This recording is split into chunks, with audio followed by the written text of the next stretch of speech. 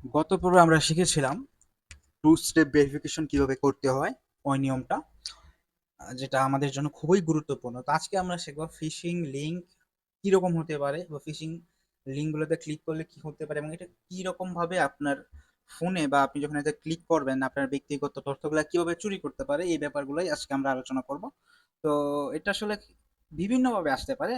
আমি যদি একজন ব্যবসায়ীর কথা বলি, যে ধরেন আপনি আপনার একটা বিজনেস আছে, আপনি ফেসবুকে বিজনেস করেন, পেজের মাধ্যমে বিভিন্ন প্রোডাক্ট সেল করেন। তো আপনার কাছে কি হবে, আপনি মেইলটা দেওয়া থাকবে, আপনার মেইলে একটা মেসেজ আসবে, যে আপনার মেইলে থাকবে যে আমাদের কোম্পানির সাথে আপনার কোলাবোরেশন করতে চাই, মানে পার্টনারশিপ করতে চাই, বা আমরা একটা বিজ্ঞাপন দেখাবো আপনার পেজে, আপনি সেই বিজ্ঞাপনটা দেখবেন, দেখাবেন আপনার পেজে, তখন আপনাকে আমরা এই পরিমাণ টাকা দেব।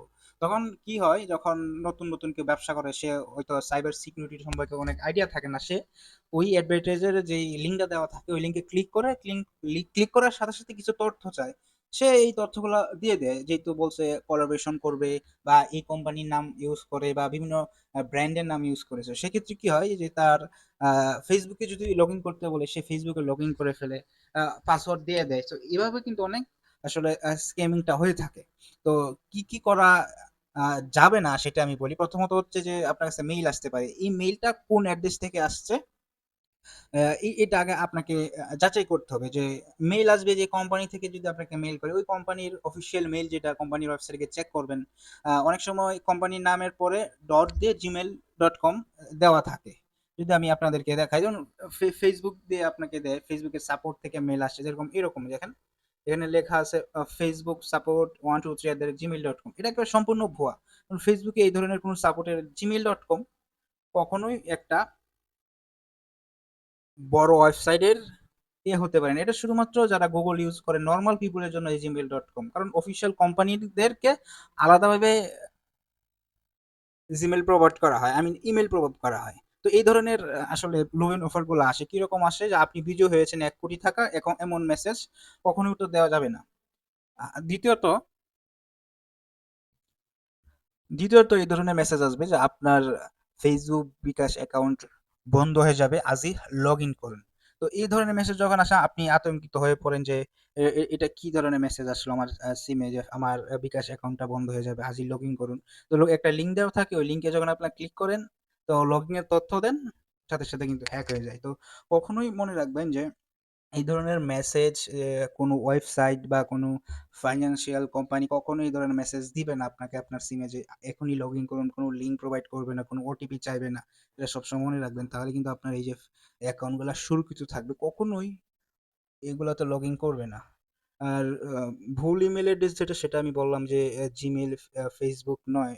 তার মানে ফেসবুক থেকে যখন কোনো মেইল আসবে আপনার পেজে, তখন ওই @gmail.com এটা থাকবে না, অফিসিয়াল facebook.com থেকেই আসবে, অফিসিয়াল ফেসবুকের এই থেকেই আসবে। অনেক সময় যারা স্ক্যামিং এর মেইল আপনার কাছে পাঠিয়েছেন, অনেক ধরনের ভাষা ভুল থাকে, বানান ভুল থাকে। তো যারা অ্যাডভান্স আছেন তারা, এটা সব বিগিনারদের জন্য না, ইংরেজি লেখা ভুল থাকে, যারা অ্যাডভান্স আছেন তাদের জন্য এটা, এটা ধরতে পারবেন। আর ওটিপি পাসওয়ার্ড এটা কখনোই কাউকে দিবেন না, নিজের ওটিপি নিজের পাসওয়ার্ড এটা কখনোই কাউকে দেওয়া যাবে না, এটা নিজের কাছে রাখতে হবে। যতই আপন হোক, নিজের ওটিপি নিজের পাসওয়ার্ড এটা কখনোই কাউকে আপনারা দিবেন না। মনে রাখবেন যে কোনো ব্যবসা প্রতিষ্ঠান বলেন না কেন, বা আপনি যে প্রতিষ্ঠানের আন্ডারে চাকরি করেন, তারা কখনোই আপনার কাছে কোনো ওটিপি চাইবে না, কারণ ওটিপিটা হচ্ছে ওয়ান টাইম পাসওয়ার্ড, এটা আপনার নিজের কাছে থাকবে। তো বিভিন্ন ধরনের ইনফরমেশন থাকে। যদি আমি আপনাকে বলি যে ধরেন আপনার মেইলে জিপ ফাইল আসছে, পিডিএফ ফাইল আসছে, তো এই ফাইলগুলো যখন আপনি ওপেন করেন পিসিতে, তখন কিন্তু ভাইরাসটা চলে যায় আপনার পিসিতে। তো এই ধরনের ইমেইল থেকে সবসময় সতর্ক থাকবেন, যে আপনি টাকা দিচ্ছেন বা লোভনীয় কোনো অফার, এগুলো থেকে সবসময় থাকবেন। তাহলে আপনি কি করবেন না, না বুঝে কোনো লিঙ্কে আসলে ক্লিক করা যাবে না। আপনার ওটিপি পাসওয়ার্ড কাউকে বলবেন না। যে কোনো ফাইল ডাউনলোড করার আগে স্ক্যান করতে হবে, এবং ডাউনলোড করার আগে স্ক্যান করাটা আসলে, এটা পিসি যারা ইউজ করেন তাদের জন্য। আর ব্যাংক বা বিকাশ কল করলে সেটাকে বিশ্বাস করবেন না, কারণ প্রতিষ্ঠানরা নিজেরা কল করে না। এটা অবশ্য যে কোনো প্রতিষ্ঠান থেকে আপনাকে কল করবে না, যেরকম ধরেন ব্যাংক, বিকাশ, এগুলো থেকে আপনাকে কখনোই কল করবে না, কারণ সাপোর্ট যখন দরকার আপনি নিজেই কল করবেন। তো কখনোই ব্যাংক বা বিকাশ থেকে কল করলে তাদের কলের আনসার দেওয়া যাবে না। আর ফেক এবং স্ক্যামার অ্যালার্ট ওয়েবসাইট যদি আপনি চেক করতে চান, ধরেন আপনার কাছে একটা ওয়েবসাইট আসলো, যে এই ওয়েবসাইটে ক্লিক করেন, আপনার কোলাবোরেশন করেন আমার সাথে, তখন এটা আপনার করা যাবে না। আপনি এই যে www.gtsafonline.org এই ওয়েবসাইটে যাবেন। এই ওয়েবসাইটটা আমি দিয়ে দিব আপনাদেরকে। লিখে এই ওয়েবসাইটে যাওয়ার পরে এই যে ওয়েবসাইটটা আপনি লগ ইন করতে চাচ্ছেন ওটা ক্লিক করলে কিন্তু দেখাবে এটা স্ক্যামার ওয়েবসাইট কি না। এই ওয়েবসাইট থেকে কিন্তু আপনার চেক করতে পারেন।